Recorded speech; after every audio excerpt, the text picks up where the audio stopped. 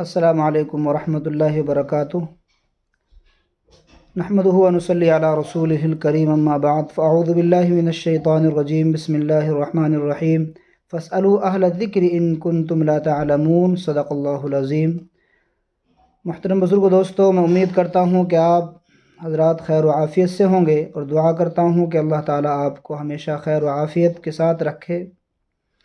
ये सवालात के जवाबात आप हज़रात की खिदमत में पेश किए जा रहे हैं, इन्हें गौर व तवज्जो के साथ सुनें और दूसरों तक पहुँचाने की कोशिश करें। ये पहला सवाल है हाफिज़ अब्दुल ज़ाहिर दादरी से।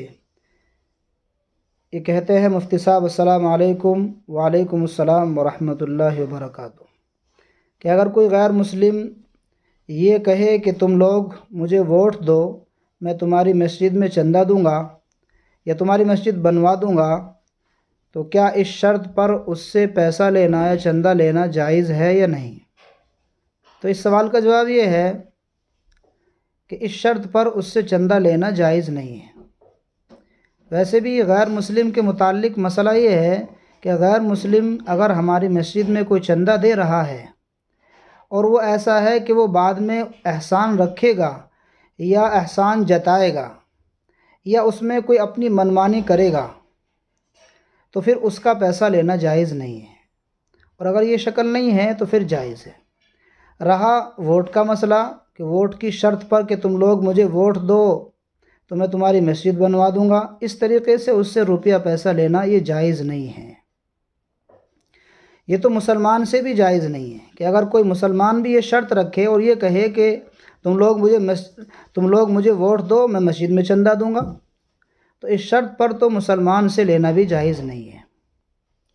बहरहाल वोट ये एक हक़ है और इस पर किसी उजरत का लेना ये जायज़ नहीं है। ऐसे ही अपनी वोट को बेचना ये भी जायज़ नहीं है।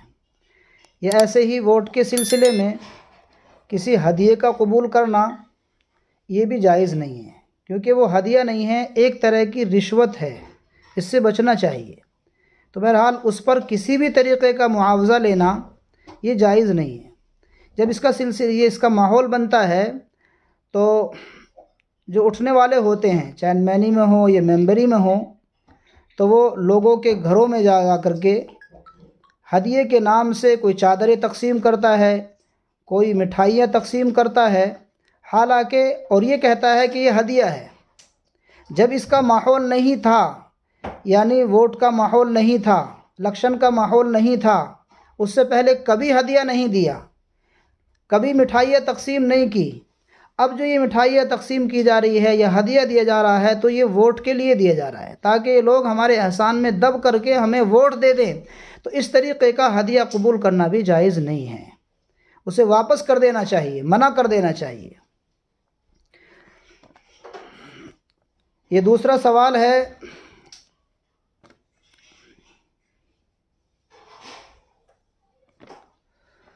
भाई राजू सैफ़ी दादरी की तरफ से, दादरी से। ये कहते हैं, मुफ्ती साहब अस्सलामु अलैकुम। वालेकुम अस्सलाम व रहमतुल्लाहि व बरकातुहू। दलाली की उजरत जायज़ है या नाजायज़? ये अहम मसला है। दलाल उसे कहते हैं जो ख़रीदने और बेचने वाले के दरमियान में मामला तय करता है, उसे दलाल कहते हैं। अगर ये अपनी उजरत मुतय्यन कर ले, जिसकी चीज़ बेच रहा है, और उससे ये कहे कि मैं आपकी चीज़ ये बेच दूंगा और इस बेचने के ऊपर मैं आपसे 5,000 रुपये 10,000 रुपये लूँगा, तो इस तरीक़े से उजरत का तय करना और उसका लेना जायज़ है। या ऐसे ही कोई आदमी अपनी चीज़ को बेच रहा है और उससे दलाल से आकर के उसने कहा कि मैं अपनी चीज़ बेच रहा हूँ, तुम मेरी चीज़ बेच दो, उससे ये कहे कि मैं इस बेचने के ऊपर 10,000 रुपये 5,000 रुपये लूँगा, ये तय करना ये जायज़ है और ये उजरत लेना भी इसके लिए जायज़ है। यानी अगर दलाल अपनी उजरत तय कर रहा है और उसको साफ लफ्ज़ों में बता रहा है कि मैं आपसे इतने पैसे लूँगा, इसके ख़रीदने के या बेचने के इतने पैसे लूँगा, तो इस तरीक़े से उसका उजरत का लेना ये जायज़ है, इसमें कोई हरज नहीं है। इसके अलावा जो और शक्लें बेशुमार हैं, जिसमें बाज़ दलाल ऐसे होते हैं जो झूठ बोलते हैं یا فریب بازی کرتے ہیں، دغا بازی کرتے ہیں اور جھوٹ بول کر کے اس میں کچھ لیتے ہیں تو وہ جائز نہیں ہے۔ جھوٹ مثلاً ایک آدمی نے کہا کہ آپ میرا پلاٹ بکوا دیجئے، اس نے کہا کہ ٹھیک ہے، میں نے اس کو بکوا دیا اور یہ آپ کا پلاٹ 15 لاکھ کا بکا ہے، حالانکہ وہ 16 لاکھ کا بکا تھا، اور جس نے بیچا تھا جو اپنا پلاٹ بیچ رہا ہے اس سے کہہ دیا کہ میں آپ کا پلاٹ میں بیچ رہا ہوں اور یہ 15 لاکھ کا بک گیا ہے، اور 1 لاکھ اپنے پاس رکھ لیے، تو یہ دھوکہ ہے۔ اس طریقے سے دلالی کرنا، اس پر اجرت لینا، یہ جائز نہیں ہے۔ ہاں، دونوں فریق سے یا ایک فریق سے طے کر لے کہ میں اتنے پیسے لوں گا آپ کی چیز کے بیچنے کے یا اس چیز کے خریدنے کے، تو اس میں کوئی حرج نہیں ہے۔ یہ تیسرا سوال ہے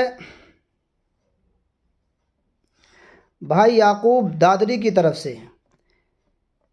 یہ کہتے ہیں کہ لوگوں کے اندر یہ مشہور ہے کہ اگر کوئی کسی کا حق مار لے اور پھر جس نے حق مارا ہے وہ 10 یا 20 سال تک اس کے پیسے نہ دیوے یا اس کی زمین نہ دیوے تو وہ معاف ہو جاتی ہے۔ لوگوں کے اندر یہ مشہور ہے، کیا ایسا ہے؟ تو اس سوال کا جواب یہ ہے کہ اگر کسی نے کسی کا حق مار لیا، چاہے پوری زندگی گزر جائے، اس کا حق معاف نہیں ہوتا ہے، اس کو ادا کرنا ہی پڑے گا۔ یہاں دنیا کے اندر اگر ادا نہ کیا تو آخرت میں ادا کرنا پڑے گا۔ بہرحال یہ حقوق العباد سے متعلق ہے، اور حقوق العباد وہ ہیں جو ادا کرنے ہی ضروری ہوتے ہیں۔ آخرت کے اندر بڑا وبال ہے۔ حدیث پاک کے اندر آتا ہے جو شخص کسی کی ایک بالشت زمین دبا لے، ظلماً زمین دبا لے، اور اسی حالت کے اندر چلا جائے تو قیامت کے دن اللہ پاک 7 زمینوں کا توق بنا کر کے، اتنی زمین جو اس نے دبائی ہے ان کا توق بنا کر کے اس کے گلے کے اندر ڈال دیں گے، اسے وہ اٹھانا پڑے گا۔ بہرحال قیامت کے دن حق والے کا حق ضرور دلایا جائے گا۔ حدیث پاک میں تو یہاں تک آتا ہے کہ ایک بکری اگر سینگ والی ہے اور ایک بکری بے سینگ والی ہے، اور سینگ والی نے بے سینگ والی کے مار دیا، تو اللہ پاک جس کے سینگ نہیں تھے قیامت کے دن اس کے سینگ لگائیں گے، اس کا بدلہ دلوائیں گے۔ بہرحال جس کا حق ہے وہ ضرور دینا پڑے گا، ایسے معاف نہیں ہوتا، چاہے 10 سال کیا پوری زندگی گزر جائیں، اور یہ نہیں دے گا تو وہ معاف نہیں ہوگا۔ لوگ جو کہتے ہیں وہ غلط کہتے ہیں۔ یہ سوال ہے بھائی اسلام گڑھ مکتیشور سے، یہ معلوم کرتے ہیں مفتی صاحب السلام علیکم۔ وعلیکم السلام ورحمۃ اللہ وبرکاتہ۔ کیا بیٹھے بیٹھے سونے سے وضو ٹوٹ جائے گا یا نہیں؟ اگر کوئی آدمی بیٹھا بیٹھا سو رہا ہے تو اس کے بیٹھنے سے وضو نہیں ٹوٹے گا۔ اگر وہ ہلکے پھلکے جھونکے بھی لے رہا ہے تب بھی وضو نہیں ٹوٹے گا۔